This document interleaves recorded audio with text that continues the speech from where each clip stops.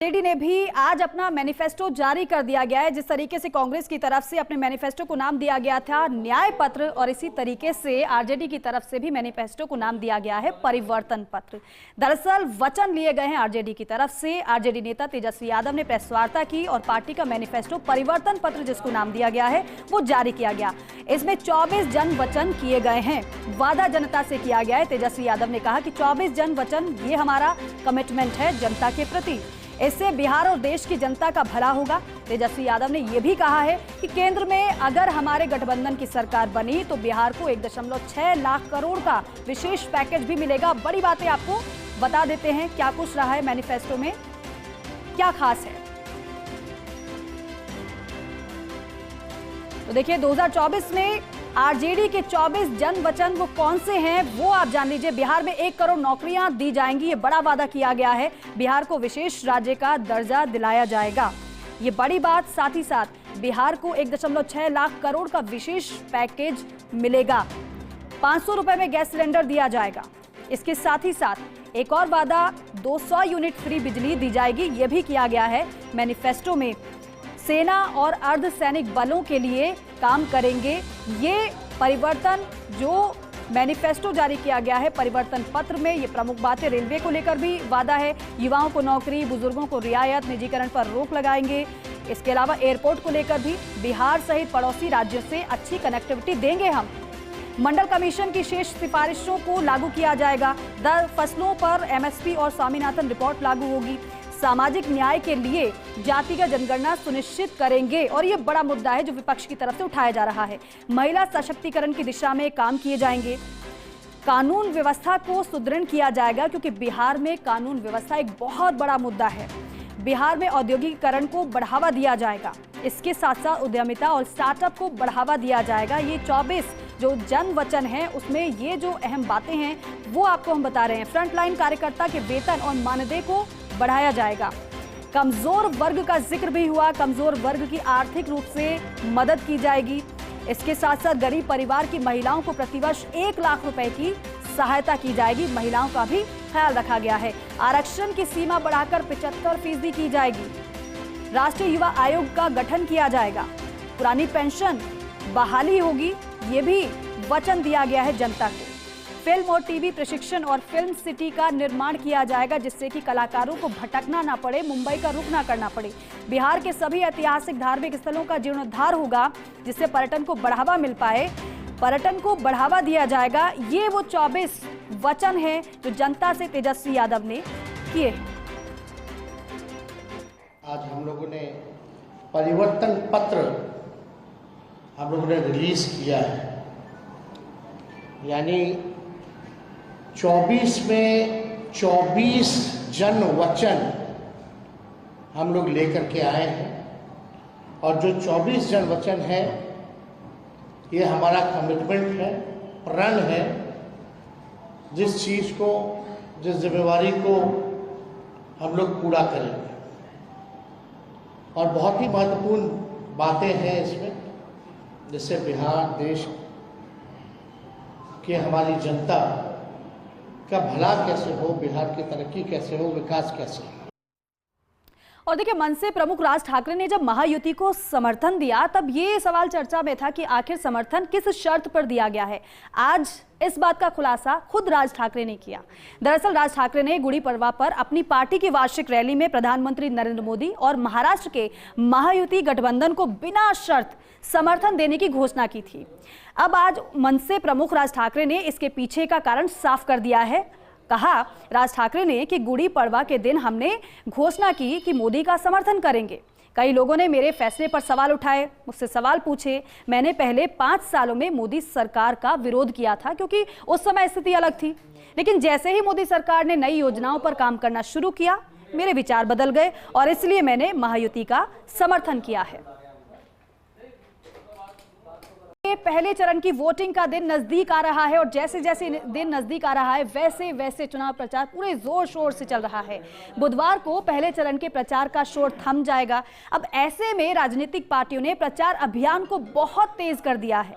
19 अप्रैल को लोकसभा चुनाव में पहले चरण का मतदान होगा। ऐसे में पहले चरण की 102 सीटों के लिए पार्टियों ने पूरी तरीके से ताकत झोंक दी है। पूरा जोर आजमाइश जारी है हर एक पार्टी की तरफ से। अब इसी क्रम में केंद्रीय गृह मंत्री अमित शाह की बात कर लें तो केंद्रीय गृह मंत्री अमित शाह तमिलनाडु के कन्याकुमारी पहुंचे, जहां उन्होंने रोड शो किया, जिसमें जन सैलाब किस तरीके से उमड़ा ये तस्वीरें वो बयां कर रही है। बीजेपी के समर्थन में नारे इस दौरान लगाए गए।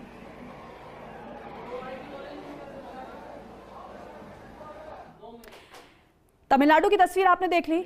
अब आपको दिखाते हैं अलवर के हरसौली की तस्वीर, जहां पर गृह मंत्री अमित शाह पहुंचे, जनसभा को संबोधित किया। ना केवल वो संबोधन था बल्कि मोदी सरकार की उपलब्धियों को जोर शोर से उन्होंने गिनाया। इसके साथ साथ गृह मंत्री अमित शाह की तरफ से कांग्रेस पर जमकर निशाना भी साधा गया। अलवर के हरसौली में लोकसभा प्रत्याशी भूपेंद्र यादव के समर्थन में जनसभा को संबोधित किया गया अमित शाह के द्वारा। अमित शाह ने विजय संकल्प सभा को संबोधित करते हुए कांग्रेस पर जमकर निशाना साधा, हमला बोला और साथ ही साथ अब की बार 400 पार का नारा दोहराया गया। कहा कि मोदी जी कहते हैं बेटी बचाओ बेटी पढ़ाओ और कांग्रेस एक ही नारा लेकर चली है, वो है बेटा बचाओ पीएम बनाओ। शाह ने कहा कि सोनिया गांधी का पूरा ध्यान राहुल बाबा को पीएम बनाने में है।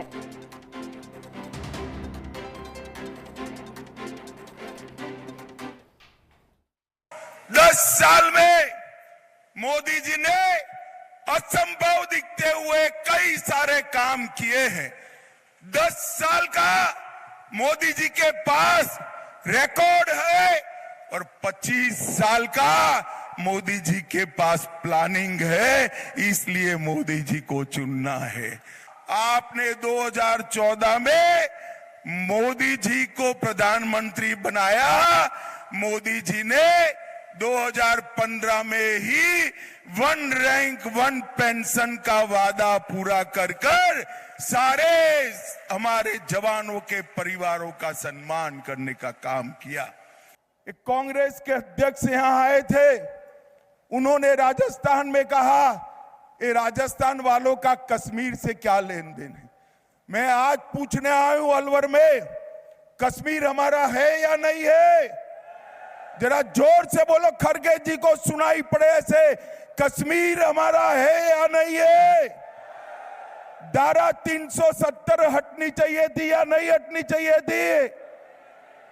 एक कांग्रेस पार्टी इतने सालों से वोट बैंक की लालच में धारा 370 को संभाल कर बैठी थी। मोदी जी ने 5 अगस्त 2019 को एक ही झटके में धारा 370 को समाप्त कर कश्मीर में तिरंगा फहराने का काम किया। ईस्टर्न राजस्थान कैनाल प्रोजेक्ट ये मोदी सरकार का गारंटी है, ये जल्दी पूरा होने वाला है।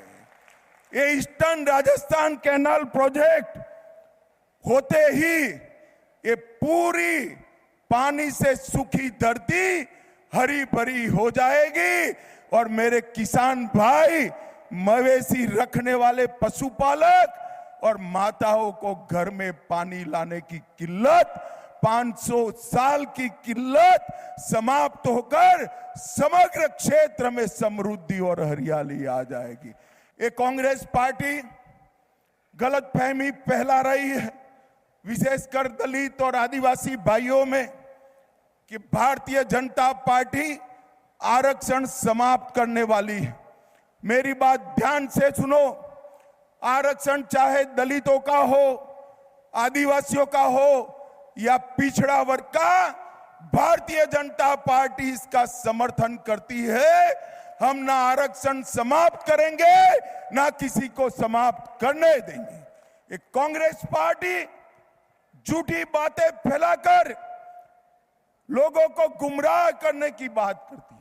मोदी जी स्वयं आरक्षण के सबसे बड़े समर्थक हैं।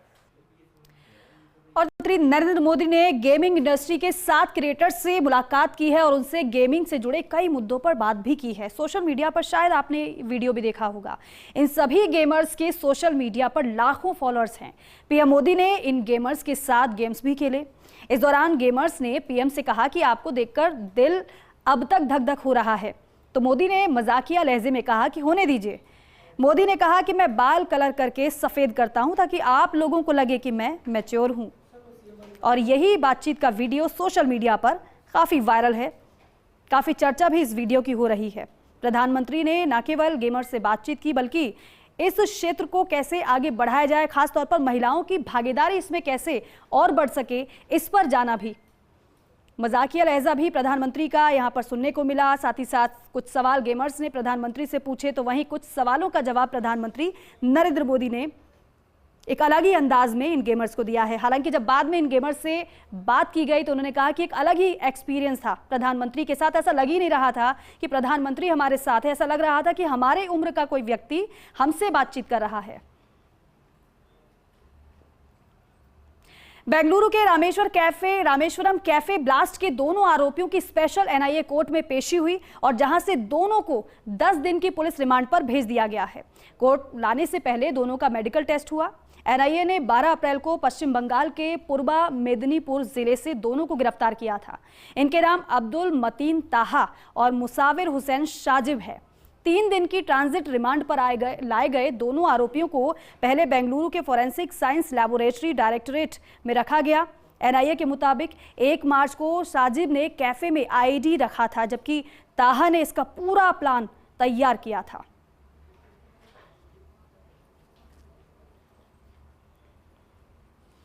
और देखिए, देश भर में बैसाखी का त्योहार बड़े ही धूमधाम से मनाया गया। सिख धर्म के साथ साथ हिंदू धर्म में इस पर्व का काफी महत्व है। वो इसलिए क्योंकि दिल्ली, पंजाब और हरियाणा में ये त्योहार काफी लोकप्रिय है। गुरुद्वारा में सुबह तड़के से ही श्रद्धालुओं का तांता लगा रहा और इस पावन त्योहार पर श्रद्धालु ने गुरुद्वारों में मत्था टेका और अपने अच्छे जीवन के लिए मनोकामनाएं की।